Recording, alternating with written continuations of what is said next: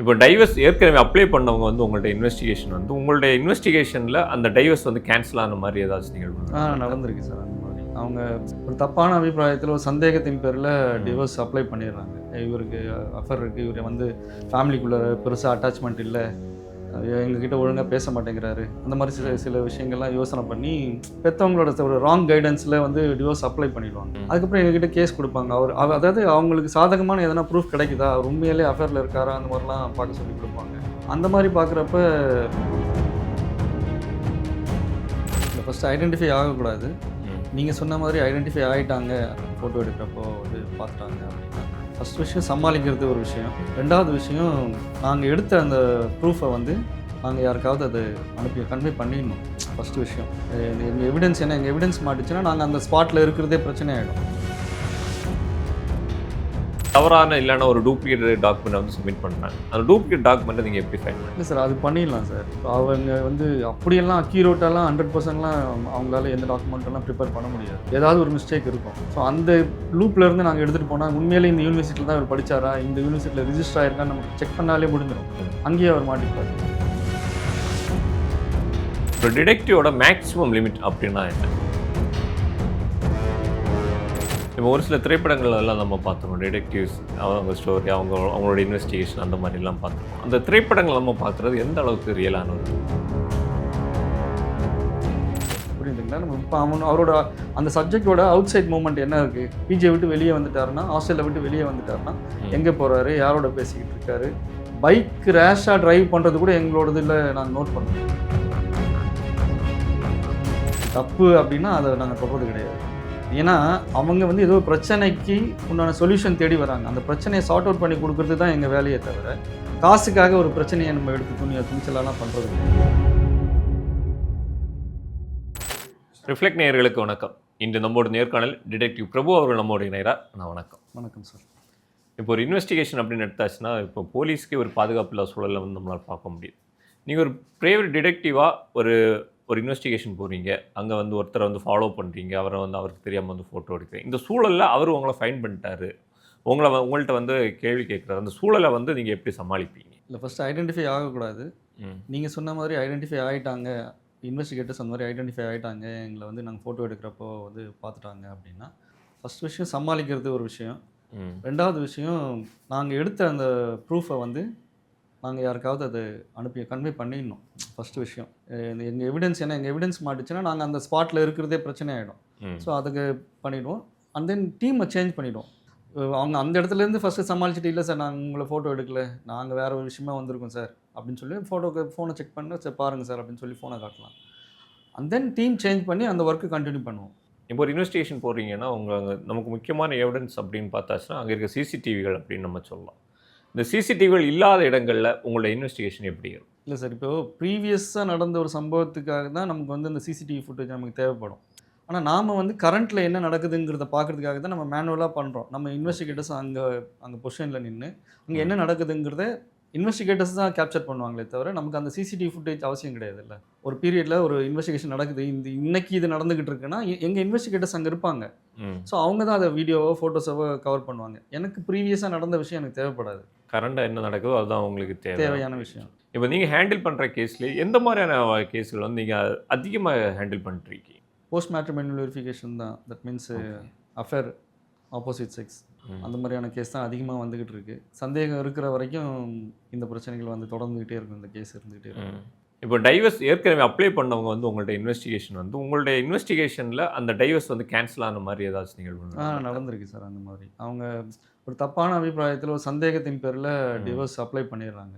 இவருக்கு அஃபர் இருக்குது, இவர் வந்து ஃபேமிலிக்குள்ளே பெருசாக அட்டாச்மெண்ட் இல்லை, எங்ககிட்ட ஒழுங்காக பேச மாட்டேங்கிறாரு, அந்த மாதிரி சில சில விஷயங்கள்லாம் யோசனை பண்ணி பெற்றவங்களோட ஒரு ராங் கைடன்ஸில் வந்து டிவோர்ஸ் அப்ளை பண்ணிவிடுவாங்க. அதுக்கப்புறம் எங்ககிட்ட கேஸ் கொடுப்பாங்க. அதாவது அவங்களுக்கு சாதகமான எதனா ப்ரூஃப் கிடைக்குதா, அவர் உண்மையிலே அஃபேரில் இருக்காரா, அந்த மாதிரிலாம் பார்க்க சொல்லி கொடுப்பாங்க. அந்த மாதிரி பார்க்குறப்ப ரொம்ப ரொம்ப இன்னோசன்ட் அந்த பர்சன். நாங்கள் பார்த்த வரைக்கும் வீட்டை விட்டு கிளம்புனா வேலையை விட்டால் வீடு, வேறு எந்த பிரச்சனையும் கிடையாது, வேறு எங்கேயும் பழக்க வழக்கம் கிடையாது, ஃப்ரெண்ட்ஸ் கூட போகிறது, ட்ரிங்க்ஸு, சிகரெட் அந்த மாதிரி எதுவுமே கிடையாது. ரொம்ப ஜெனுவனான ஒரு பர்சன். நாங்கள் ரிப்போர்ட் கொடுக்குறோம், அவங்க அக்செப்ட் பண்ண மாட்றாங்க. இல்லை அவருக்கு ஏதோ இருக்குன்னா, இல்லை மேடம் அவர் ஒர்க் ப்ரெஷரில் இருக்காரு. அவர் வந்து டார்கெட் இருக்கு. அவர் அந்த ஃபீல்டு அந்த மாதிரி. ஸோ நீங்கள் ரொம்பலாம் அவரை போட்டு ப்ரெஷர் பண்ணாதீங்க. அவர் மேலே எந்த தப்புமே கிடையாது. அவர்கிட்ட பேசுங்க. நீங்கள் பேசினாலே இந்த விஷயத்துக்கு உண்டான சொல்யூஷன் கிடைக்கும். சார் நீங்கள் தப்பாக எடுத்துக்கிட்டு இருக்கீங்க அப்படின்லாம் சொல்லி அந்த விஷயத்த அதுக்கப்புறம் ஒரு 2 ஃபேமிலியாக உட்காந்து பேசி, நான் பாட்டுன்னு அமைதியாக என் வேலையை பார்த்துக்கிட்டு இருக்கேன். எனக்கு இவ்வளோ கமிட்மெண்ட் இருக்குது. என்னோட சம்பளம் இவ்வளோ தான் வருது. நான் இதெல்லாம் ஓவர்டேக் பண்ணி வரணும்னா, நான் கொஞ்சம் எக்ஸ்ட்ரா ஒர்க் பண்ணணும். அது வந்து இவங்க தப்பா எடுத்துக்கிறாங்கன்னு சொல்லி அதுக்கப்புறம் அவர் எக்ஸ்பிளைன் பண்ணி, அப்புறம் டிவோர்ஸை கேன்சல் பண்ணேன். ஓகே. இந்த மாதிரியான எம்ப்ளாயியோட பேக்ரவுண்ட் வெரிஃபிகேஷன் நீங்க எப்படி பண்ணுவீங்க? ஃபர்ஸ்ட்டு அவங்களோடது அ ரெசிடென்ஷியல் செக் இருக்கு. அவங்க குடுத்த அட்ரஸ்ல தான் அவங்க இருக்காங்களான்ட்டு. அண்ட் தென் அங்கே வந்து ஜெனரல் ரெப்புடேஷன் இருக்கு. பொதுவா அவங்க அவர பத்தின எப்படி யோசிக்கிறாங்க ஜனங்க? அந்த ஏரியால அவருக்கு இன்னும் ஒரு நல்ல பேர் இருக்கா? கெட்ட பேர் இருக்கா? ம். லோக்கல்ல ஏதாவது பிரச்சனை இருக்கா அவர் மேல? இல்ல ஏற்கனவே அங்க சண்டை போட்டுருக்காரு. எப்பவுமே குடிச்சிட்டு வந்து இங்க சுத்திக்கிட்டு இருப்பாரு. பசங்களோட தான் இருப்பாரு. அந்த மாரிலாம் இருக்கும். ப்ரீவியஸ் எம்ப்ளாய்மெண்ட்டுக்குன்னு ஒரு ஒரு லிஸ்ட் குடுப்பாங்க. எம்ப்ளாய்மெண்ட் வெரிஃபிகேஷன் குடுக்குறப்ப இந்த கம்பெனில ஒர்க் பண்ணாரா? அப்படின்னு டீட்டெயில் குடுத்துருக்காரு இவரு. அத வெரிஃபை பண்ணி குடுங்கன்ட்டு நாங்க அந்த கம்பெனில சோர்ஸ் கிரியேட் பண்ணி, அத நாங்க வெரிஃபை பண்ணுவோம். ஆமா இவர் நல்ல எம்ப்ளாயி தான் அப்படின்னு சொல்லி. இப்போ இந்த டாக்குமெண்ட் எல்லாம் சப்மிட் பண்ண வந்தீங்க. இப்போ சொன்னீங்க எம்ப்ளாயி வெரிஃபிகேஷன் நீங்க இதெல்லாம் கலெக்ட் பண்ணுவீங்க. ஒருவேளை ஒரு தவறான இல்லன்னா ஒரு டூப்ளிகேட் டாக்குமெண்ட்ட வந்து சப்மிட் பண்றாங்க. அந்த டூப்ளிகேட் டாக்குமெண்ட்ட நீங்க எப்படி ஃபைண்ட் பண்ணுவீங்க? இல்ல சார் அது பண்ணிடலாம் சார். இப்ப அவங்க வந்து அப்படியெல்லாம் அக்யூரேட்டாலாம் 100%லாம் அவங்களால எந்த டாக்குமெண்ட்லாம் ப்ரிப்பேர் பண்ண முடியாது. ம். ஏதாவது ஒரு மிஸ்டேக் இருக்கும். ஸோ அந்த லூப்ல இருந்து நாங்க எடுத்துட்டு போனா, உண்மையிலேயே இந்த யூனிவர்சிட்டில தான் இவர் படிச்சாரா? இந்த யூனிவர்சிட்டில ரிஜிஸ்டர் ஆயிருக்கான்னு நமக்கு செக் பண்ணாலே முடிஞ்சிரும். அங்கேயே அவர் மாட்டிப்பாரு. அவங்க பெருசா என்ன டாக்குமெண்ட் சப்மிட் பண்ண போறாங்க? யூனிவர்சிட்டி டாக்குமெண்ட் தான் குடுக்க போறாங்க. ம். இந்த காலேஜ்ல படிச்சேன். இவங்க தான் எங்களுக்கு சர்டிஃபிகேட் ப்ரொடியூஸ் பண்ணாங்கன்னு சொல்லப் போறாங்க. நம்ம அத கிராஸ் செக் பண்ணுவோம். உண்மையிலேயே இங்க தான் படிச்சாரா? அப்படின்னு சொல்லி நம்ம கிராஸ் செக் பண்றப்போ அது வந்துரும். டீட்டெயில் வந்துரும். நீங்க ஃபேஸ் பண்ற கேஸ்ல ஏதாவது ஒரு மொபைல் ஃபோன் இல்லன்னா அவரோட லேப்டாப் ஏதாவது அவர் பர்சனலா யூஸ் பண்ற ஒரு டிவைஸ் உங்கள்ட்ட கிடைக்கும். ஸ்டோரேஜ் உங்கள்ட்ட கிடைக்கும். அதுல டெலீட் ஆயிருக்க ஃபைல்ஸ வந்து உங்களால ரிகவர் பண்ண முடியும். பண்ணலாம் சார். அதுக்குண்டான டெக்னாலஜிஸ் இங்க இருக்கு. அதுக்குண்டான டெக்னீஷியன்ஸும் இங்க இருக்காங்க. எல்லாமே சோர்ஸ் தான். ஸோ நம்ம அத பேஸ் பண்ணி நம்ம எடுத்துடலாம். என்ன ரிக்வயர்மென்ட்க்கு ஏத்த மாரி என்ன கேட்குறாங்களோ அத எல்லாத்தையும் ரெக்கவர் பண்ணலாம். இப்போ கரண்ட் சிச்சுவேஷன்ல வந்து ஆன்லைன்ல வந்து நெறைய ஸ்கேம்ஸ் எல்லாம் நடந்துட்டு இருக்கு. இந்த ஆன்லைன் ஸ்கேம வந்து நீங்க எப்படி வந்து இல்ல சார் ஆன்லைன் ஸ்கேம நாங்க எடுத்து தொடுறதே கிடையாது. பிகாஸ் அத தொட்டோம்னா அது பெருசா தொடர்ச்சியா போயிட்டே இருக்கும். முடிஞ்ச வரைக்கும் நாங்க டிபார்ட்மெண்ட்ல நீங்க கம்ப்ளைண்ட் பண்ணிடுங்க. நீங்க சைபர் செல்ல போய் கம்ப்ளைண்ட் பண்ணுங்கன்ட்டு அது யாரு எங்களுக்கு ஃபோன் பண்ணாலும் நாங்க ஃபர்ஸ்ட் விஷயம் அத சொல்லிடுவோம். ஏன்னா அதுதான் அவங்களோட சேஃப். சைபர் செல்ல போய் அவங்க பண்ணா மட்டும் தான் அவங்களுக்கு உண்டான என்ன பொருளோ, என்ன பணம் இழந்தாங்களோ அத ரிகவரி பண்ண முடியும். முடிஞ்ச வரைக்கும் கேஸ் ஃபைல் பண்ணி கவர்மெண்ட் அத தொடர்ச்சியா அத ஃபாலோ பண்ணுவாங்க. ஸோ நாங்க போலீஸ் டிபார்ட்மெண்ட்டுக்கு அது கம்ப்ளைண்ட் குடுக்க சொல்லிடுவோம். ஓகே. ஒரு டிடெக்டிவோட மேக்ஸிமம் லிமிட் அப்படின்னா என்ன? இந்த லிமிட்ட நாங்க தாண்ட மாட்டோம் அப்படின்னா நீங்க எந்த விஷயம்? அவங்களோட பிரைவசிக்குள்ளார நம்ம போகக்கூடாது சார் ஃபர்ஸ்ட்டு. அவங்கள டிஸ்டர்ப் பண்ணுற மாதிரி இருக்கக்கூடாது. ஒரு ஃபிசிக்கல் ஆக்ஷன் எதுவுமே இருக்கக்கூடாது. அவங்க வேலையை பார்த்துக்கிட்டு இருக்காங்க. நம்ம ஜஸ்ட் கேப்சர் பண்ணுறோம். அவங்களோட மூவ்மெண்ட்டை கேப்சர் பண்ணுறோமே தவிர, அவங்கள இன்டரப்ட் பண்ணி அங்கே ஏதோ பிரச்சனை ஆகுது அப்படின்னா, அது நம்மளால வந்த விஷயமாயிடும். ஸோ அந்த மாதிரி போகாம, முடிஞ்ச வரைக்கும் அவங்க போறாங்க, வராங்க, என்ன பண்ணிட்டு இருக்காங்க, எங்கே போறாங்கங்கிறது, யாரோட பேசிக்கிட்டு இருக்காங்கங்கிறத கேப்சர் பண்ணுவோம். அந்த மூவ்மெண்ட்டை கேப்சர் பண்ணுவோம். மற்றபடி நம்ம பெருசாக இன்டரப்ட் பண்ணி அந்த பண்ணுறது கிடையாது. இப்போ ஒரு கேஸ வந்து நீங்க ஃபாலோ பண்ணி நீங்க ஒரு டாக்குமெண்ட் வச்சிருக்கீங்க. இத வந்து கோர்ட்ல சப்மிட் பண்ணியாச்சுன்னா, கோர்ட் அத வந்து அக்செப்ட் பண்ணுமா? சில கேஸில் அந்த மாதிரி அக்செப்ட் பண்ணுவாங்க சார். இப்போ நீங்கள் யாரை பேஸ் பண்ணி எதை வச்சு நீங்கள் சொல்கிறீங்க அப்படின்னு சொல்கிறப்ப, இல்லை நாங்கள் ஒரு இன்வெஸ்டிகேட்டர்ஸ் வச்சுருந்தோம் ப்ரைவேட் டிடெக்டிவ்ஸ். அவங்க வந்து இந்த கேஸ் பண்ணாங்க. அதுக்குண்டான ரிப்போர்ட் இருக்குது மேடம். இவங்க அட்வொகேட்ஸ் அவங்க சப்மிட் பண்ணாங்கன்னா, அவங்க அதை படித்து பார்ப்பாங்க. அதை அக்செப்ட் பண்ணுற மாதிரி இருந்தால் எங்களை விட்னஸ்க்கே கூப்பிடுவாங்க. நீங்கள் தான் பண்ணீங்களா அப்படின்லாம் கொஸ்டின் பண்ணியிருக்காங்க. நாங்கள் அதுக்கேற்ற மாதிரி நாங்கள் ஆன்சர் பண்ணியிருக்கோம் அவங்களுக்கு. இப்போ ஒரு சில திரைப்படங்கள் எல்லாம் நம்ம பார்த்துருவோம். டிடெக்டிவ்ஸ் அவங்க ஸ்டோரி, அவங்களோட இன்வெஸ்டிகேஷன் அந்த மாதிரிலாம் பார்த்துருவோம். அந்த திரைப்படங்கள் நம்ம பார்க்குறது எந்த அளவுக்கு ரியலான ஒரு விஷயம்? இல்லை சார் அது வந்து ஹீரோக்காக பண்ணுற ஒரு ஸ்கிரிப்ட். இது வந்து நாங்கள் வந்து ஸ்கிரிப்ட் ரெடி பண்ணிட்டு போய் ஒர்க் பண்ணுறது கிடையாது.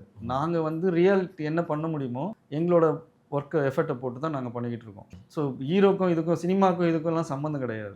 இப்போ ஒரு இன்வெஸ்டிகேஷன் நீங்கள் போகிறீங்க, அவர்கிட்ட வந்து நீங்கள் பேச்சு கொடுக்குறீங்க. அவர்கிட்ட பேசி அந்த கான்வர்சேஷனில் அவரை பற்றி என்னென்ன மாதிரியான டீட்டெயில்ஸ் உங்களால் வந்து கலெக்ட் பண்ணிக்க முடியல? இல்லை அதுதான் நான் அதை தான் ஃபஸ்ட் ஸ்டார்டிங்லேயே சொன்னேன். நமக்கு என்ன ரிக்குயர்மெண்ட் இருக்கோ அந்த ரிக்குயர்மெண்ட்டை பேஸ் பண்ணி தான் நம்ம எடுத்துகிட்டு போவோம். வாட் நெக்ஸ்ட்டுங்கிற கொஷனுக்கு ஆன்சர் தேடுவோம். ஸோ இவர் வந்து நம்மகிட்ட பேசுகிறாரு, இல்லை இவர் வந்து ஒரு ட்ரிங்கிங் ஹேபிட் இருக்குது அப்படின்னா, ஒரு ஒயின் ஷாப்பில் போய் உட்கார்றாரு, இல்லை ஒரு எங்கேயோ போகிறாரு அப்படின்னா, நம்ம அதுக்கேற்ற மாதிரி அவர்கிட்ட போய் உட்காந்து அந்த டேபிளில் உட்காந்து அவர்கிட்ட பேச்சு போட்டு, என்னென்ன வேணும், என்ன பண்ணுறீங்க, ஏது பண்ணுறீங்க, நான் பக்கத்தில் தான் சார் இருக்கேன், உங்களை பார்த்துருக்கேனே, அந்த மாதிரி ஏதாவது பேசி, அப்படியா நீங்கள் எங்கே இருக்கீங்க அப்படின்னு சொல்லி அவர் சில விஷயங்கள் சொல்லுவார். நான் இங்கே ஒர்க் பண்ணுறேன்னு சொல்லுவார். எவ்வளோ சம்பளம் வாங்குறேன்னு சொல்லுவார். வீக்லி இங்கே வருவேன் சார், நான் ரெகுலராக குடிக்கிற பழக்கம்லாம் இல்லை. ஏதாவது ஒரு விஷயம் நமக்கு கிடச்சிரும். அவங்ககிட்ட அவங்க என்ன மாதிரியான பேசுகிறாங்களோ அந்த பேஸ் பண்ணி நம்ம அப்படியே சின்ன சின்ன விஷயங்கள்லாம் நம்ம கேதர் பண்ணிக்கிட்டே வந்தாலே ஆல்மோஸ்ட் நமக்கு வந்துடும். அதை பேஸ் பண்ணி அவர் என்ன சொல்கிறாரோ அதை பேஸ் பண்ணி தான் நம்ம கிராஸ் செக் பண்ணுவோம். அவர் சொன்னதெல்லாம் உண்மையா பொய்யா ஓகே. அப்படிங்கிறது போனால் தான் நாங்கள் ஃபைனல் கன்க்ளூஷனுக்கு வர முடியும். So okay. இப்போ ஏதாவது பேரண்ட்ஸ் உங்ககிட்ட வந்து அவங்களோட பையனை வந்து வாட்ச் பண்ணணும், அவரை பற்றி ஒரு ரிப்போர்ட் கேட்குறாங்க. அந்த பையன் வந்து ஸ்கூல் இல்லைன்னா காலேஜ் படிச்சுட்டு இருக்கான் அப்படின்னா, அவன் ஸ்கூல், காலேஜ், ஹாஸ்டலுக்குள்ளாடியே தான் இருப்பான். அவரை வந்து நீங்கள் எப்படி வாட்ச் பண்ணுவீங்க? அந்த ரிப்போர்ட்டை வந்து எப்படி கழிப்பீங்க? இல்லை, ஸ்கூலுக்குள்ளார காலேஜுக்குள்ளார இருக்கான்னா அவங்க நம்மகிட்ட கொடுக்கணும்னு அவசியமே கிடையாது. அவன் வெளியே ஏதோ தப்பு பண்ணுறான் அப்படின்னு ஒரு டவுட் இருக்கிறதுனால தான் அவங்க நம்மகிட்ட வராங்க.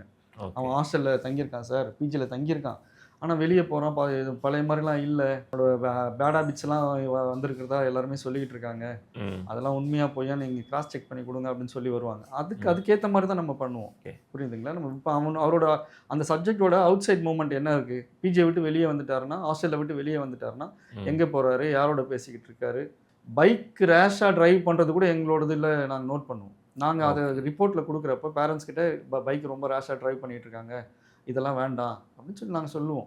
ஸோ சின்ன சிகரெட் பிடிக்கிறாங்க, ஃப்ரெண்ட்ஸோடு சேர்ந்து ரொம்ப லேட் நைட் வரைக்கும் ஒரே இடத்துல டைம் ஸ்பெண்ட் பண்ணிகிட்டு இருக்காங்க, என்ன பேசுகிறாங்கங்கிறது நமக்கு தெரியாது, ஆனால் அது சரி கிடையாது, அதெல்லாம் பார்த்துங்க அப்படின்னு சொல்லி நாங்கள் ரிப்போர்ட் பேசுவோம். ஓகே. இந்த இன்வெஸ்டிகேஷன் இதெல்லாம் வந்து உங்களுடைய ஒரு ப்ரொஃபஷன் அப்படின்னு நம்ம பார்த்தாலும், அதில் வந்து ஒரு இன்கம் நம்ம வந்து பார்க்குறோம். அந்த வருமானத்துக்காக நம்ம எந்த கேஸ் வேணாலும் எடுப்போம் அப்படின்னு ஏதாச்சும் வரும்? இல்லை சார், அந்த மாதிரிலாம் எதுவும் கிடையாது சார். எங்களுக்குன்னு ஒரு இது இருக்குது, ரெப்புடேஷன் இருக்குது, அது எத்திக்ஸ் இருக்குது, அந்த எத்திக்ஸ்க்கு பேஸ் பண்ணி தான் நாங்கள் பண்ணிக்கிட்டு இருக்கோம்.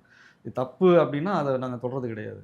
ஏன்னா அவங்க வந்து ஏதோ பிரச்சனைக்கு உண்டான சொல்யூஷன் தேடி வராங்க, அந்த பிரச்சனையை சார்ட் அவுட் பண்ணி கொடுக்குறது தான் எங்கள் வேலையை தவிர காசுக்காக ஒரு பிரச்சனையை நம்ம எடுத்து துணிச்சலாலாம் பண்ணுறது கிடையாது சார். ஓகே. இப்போ நீங்கள் ஃபேஸ் பண்ண கேஸில் இந்த கேஸை நான் தொட்டிருக்கவே கூடாது அப்படின்னு நினச்ச ஏதாவது கேஸ்கள்? இல்லை, சிலது வந்து கன்க்ளூஷனுக்கு வர முடியாது, ஒரு டெட் எண்ட் மாதிரியே இருக்கும், எங்கே போனாலும் ஒரு லூப் கூட கிடைக்காது.